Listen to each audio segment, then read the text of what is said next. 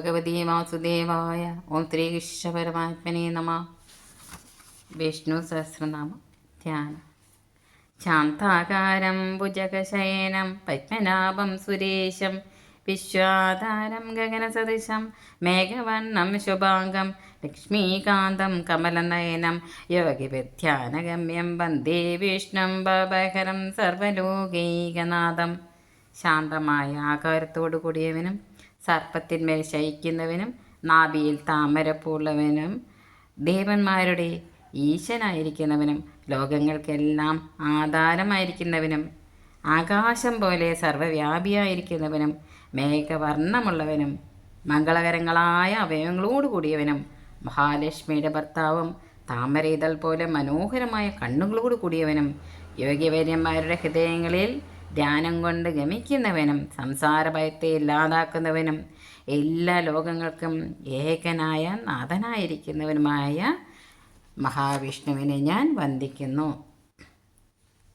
മേഘശ്യാമം പീതകൗശേയവാസം ശ്രീവത്സാംഗം കൗസ്തുഭോദ്ഭാസിതാംഗം പുണ്യോ വേദം പുണ്ടരീകായദാശം വിഷ്ണും വന്ദേ സർവലോകൈകനാഥം. മേഘത്തിൻ്റെ ശ്യാമനിറമുള്ളവനും മഞ്ഞപ്പെട്ട് ധരിച്ചവനും ശ്രീവത്സം എന്ന അടയാളത്തോടു കൂടിയവനും കൗസ്തുഭം കൊണ്ട് പ്രശോഭിക്കുന്ന അംഗമുള്ളവനും പുണ്യം തികഞ്ഞവനും താമര പോലെ വിശാലമായ കണ്ണുകളോടുകൂടി കൂടിയവനും സർവ്വരോഗങ്ങൾക്ക് മേഘനായ നാഥനായിരിക്കുന്നവനുമായ വിഷ്ണുവിനെ ഞാൻ വന്ദിക്കുന്നു. സശംഖചക്രം സകിരീടകുണ്ടലം സപീതവസ്ത്രം സരസീരുകേഷണം സഹാരവക്ഷസ്ഥലശോഭികൗസ്തുഭം നമാമി വിഷ്ണും ശിരസാ ചതുർഭുജം. ശംഖചക്രങ്ങളോടും കിരീടകുണ്ടലങ്ങളോടും പീതവസ്ത്രത്തോടും കൂടിയവനും താമരയിതൾ പോലെ മനോഹരമായ കണ്ണുകളോട് കൂടിയവനും മുത്തുമാലകളോട് കൂടിയ വക്ഷസ്സിൽ ശോഭിക്കുന്ന കൗസ്തുഭരത്നത്തോട് കൂടിയവനും 4 തൃക്കൈകളോട് കൂടിയവനുമായ വിഷ്ണു ഭഗവാനെ ഞാൻ ശിരസ് കൊണ്ട് നമിക്കുന്നു. ഛായായാം പാരിജാതസ്യ ഹേമസിംഹാസനോപരി ആസീനമംബുദശ്യാമമായദാശമാലങ്കൃതം ചന്ദ്രാനനം ചതുർഭാഗം ശ്രീവത്സാങ്കിതവക്ഷസം രുക്മിണീ സത്യഭാമാഭ്യാം സഹിതം കൃഷ്ണമാശ്രയേ.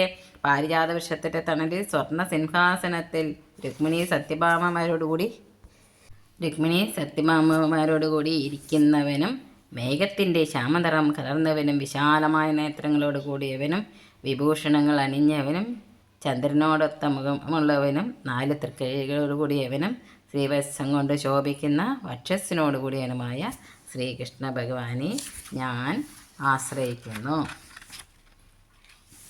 ശ്ലോകം 1. ഓം വിശ്വം വിഷ്ണുർവഷത്കാരോ ഭൂതഭവ്യഭവത് പ്രഭു ബോധഭേദ്ഭാവോ ഭൂതാത്മാ ഭൂതഭാവന. വിശ്വം ജഗത്ത് തന്നെയായിരിക്കുന്ന ആൾ അഥവാ ബ്രഹ്മം. വിഷ്ണു എല്ലായിടത്തും വ്യാപിച്ചിരിക്കുന്നവൻ, സർവവ്യാപി. വഷത്കാര യാതൊരാളെ ഉദ്ദേശിച്ച് യത്നം ചെയ്യുന്നുവോ ആ ആൾ. ഭൂതഭവ്യ ഭവത് പ്രഭു ഭൂതം ഭാവി വർത്തമാനം എന്നീ 3 കാലങ്ങളിലെയും പ്രഭു. ഭൂതഗത് സൃഷ്ടികർത്താവിൻ്റെ രൂപത്തിൽ ഭൂതങ്ങളെ സൃഷ്ടി ചെയ്യുന്നവൻ. ഭൂതഭൃത് ഭൂതജാലങ്ങളെ ഭരിക്കുന്നവൻ അഥവാ പാലിക്കുന്നവൻ. ഭാവ പ്രപഞ്ചരൂപത്തിൽ ഭവിക്കുന്നവൻ. ഭൂതാത്മാ എല്ലാ ഭൂതങ്ങളുടെയും ആത്മാവായി അതായത് അന്തർയാമിയായിരിക്കുന്നവൻ. ഭൂതഭാവന ഭൂതങ്ങളുടെ സൃഷ്ടിയും പോഷണവും ചെയ്യുന്നവൻ. ഭൂതാത്മാ പരമാത്മാ ച മുക്താനാം പരമാഗതി അഭിയ പുരുഷ സാക്ഷി ക്ഷേത്രജ്ഞോ ശരേപചാം. ഭൂതാത്മാ പരിശുദ്ധമായ സ്വരൂപത്തോടു കൂടിയവൻ അഥവാ പരിശുദ്ധനും ആത്മാവുമായിട്ടുള്ളവൻ. പരമാത്മാ ശ്രേഷ്ഠനും ആത്മാവുമായിരിക്കുന്നു അഥവാ പരമാത്മാവ്. മുക്താന മുക്തന്മാരായവർക്ക് മുക്താനാം പരമാഗതി മുക്തന്മാരായവർക്ക് ശ്രേഷ്ഠമായ ഗതിയായിട്ടുള്ളവൻ. അവ്യയ നാശമോ വികാരമോ ഇല്ലാത്തവൻ. പുരുഷ പുരത്തിൽ അതായത് ശരീരത്തിൽ ശയിക്കുന്നവൻ അഥവാ ജീവാത്മാവായിരിക്കുന്നവൻ. സാക്ഷി തൻ്റെ ദിവ്യജ്ഞാന ദൃഷ്ടിയിലെല്ലാം കാണുന്നവൻ. ക്ഷേത്രജ്ഞ ക്ഷേത്രത്തെ അതായത് ശരീരത്തെ അറിയുന്നവൻ. അക്ഷര അക്ഷരം അതായത് നാശം ഇല്ലാത്തവൻ. ശ്ലോകം 3. യോഗോ യോഗവിദാം നേത പ്രധാന പുരുഷേശ്വര നാരസിംഹവപു ശ്രീമാൻ കേശവ പുരുഷോത്തമ. യോഗ മനസ്സിനെ ജ്ഞാനേന്ദ്രിയങ്ങളെയും അടക്കി ജീവാത്മാ പരമാത്മൈക ഭാവത്തിൽ പ്രാപിക്കുന്നതാണ് യോഗം. ഇങ്ങനെയുള്ള യോഗം കൊണ്ട് പ്രാപിക്കപ്പെടുക യോഗം എന്ന പദം കൊണ്ട് തന്നെ അറിയപ്പെടുന്നവൻ. യോഗവിതാം നേത, യോഗത്തെ അറിഞ്ഞ് ശീലിക്കുന്നവരുടെ നേതാവ്. പ്രധാന പുരുഷേശ്വര, പ്രധാനം അതായത് പ്രകൃതിയുടെയും പുരുഷൻ അതായത് ജീവന്റെയും അതീശ്വരനായുള്ളവൻ. നാരസിംഹബു, നരസിംഹത്തിൻ്റെ സ്വരൂപം പൂണ്ടവൻ. ശ്രീമാൻ, ശ്രീ ഭഗവതിയുടെ വാസസ്ഥാനമായവൻ. കേശവൻ, സുന്ദരമായ കേശത്തോടു കൂടിയവൻ. ബ്രഹ്മ വിഷ്ണു മഹേശ്വരന്മാർ ആരുടെ അധീനത്തിൽ ഇരിക്കുന്നുവോ അവൻ കേശി എന്ന അസുരനെ കൊന്നവൻ. കാരണജലത്തിൽ പള്ളിക്കൊള്ളുന്നവൻ.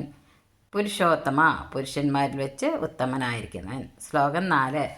സർവശർവശിവസാനോർഭൂതാദിർനിതരവ്യയ സംഭവോ ഭാവനോപത്ത പ്രഭവ പ്രഭുരീശ്വര.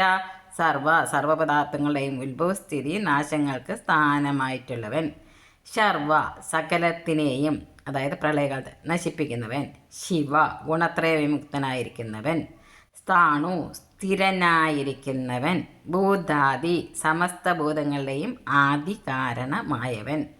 അവ്യയനിധി, പ്രളയകാലത്തിൽ സകല വസ്തുക്കളെയും നിധാനം ചെയ്യുന്നതിനാൽ നിധി, നാശമില്ലാത്ത നിധിയായവൻ. സംഭവ, ഉത്തമമായ ജന്മത്തോട് കൂടിയവൻ. ഭാവന, സകല ബലങ്ങളെയും ദാനം ചെയ്യുന്നവൻ. ഭർത്ത, പ്രപഞ്ചത്തെ ഭരിക്കുന്നവൻ. പ്രഭവ, സകല ഭൂതങ്ങളിൽ ഉത്ഭവസ്ഥാനമായിട്ടുള്ളവൻ. പ്രഭു, എല്ലാ ക്രിയകളിലും അതിയായ സാമർഥ്യമുള്ളവൻ. ഈശ്വര, നിരുപാധികമായ ഐശ്വര്യത്തോടു കൂടിയവൻ. ശ്ലോകം 5.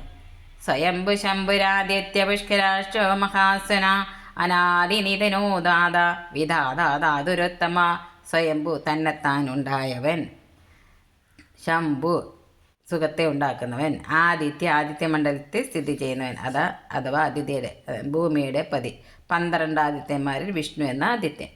പുഷ്കരാക്ഷ, താമരയോട് സാദൃശ്യമുള്ള അക്ഷികളുള്ളവൻ. മഹാസ്വന, വേദസ്വരമായ മംഗളസ്വനത്തോട് കൂടിയവൻ. അനാദിനിധന, ജന്മവും വിനാശവും ഇല്ലാത്തവൻ. ദാത, സംഘർഷമൂർത്തിയുടെ രൂപത്തിൽ വിശ്വത്തെ ധരിക്കുന്നവൻ. വിധാത, കർമ്മങ്ങളുടെയും കർമ്മഫലങ്ങളുടെയും സൃഷ്ടികർത്താവ്. ധാതുരുത്തമ, വിശേഷ രൂപത്തിലെല്ലാം ധരിക്കുന്നവൻ. എല്ലാ ധാതുക്കളിലും വെച്ച് ഉത്തമമായ ചിന്താതുവായിരിക്കുന്നവൻ. അതായത് കാര്യകാരണേതുപരമായ സകല ലോകങ്ങളെയും ധരിക്കുന്നവൻ. ധാതു ഉത്കൃഷ്ട പദാർത്ഥങ്ങളെ വെച്ച് ശ്രേഷ്ഠമാകിയാൽ ഉത്തമൻ. സർവത്ര ഗോവിന്ദ നാമ സങ്കീർത്തനം. ഗോവിന്ദ ഗോവിന്ദ.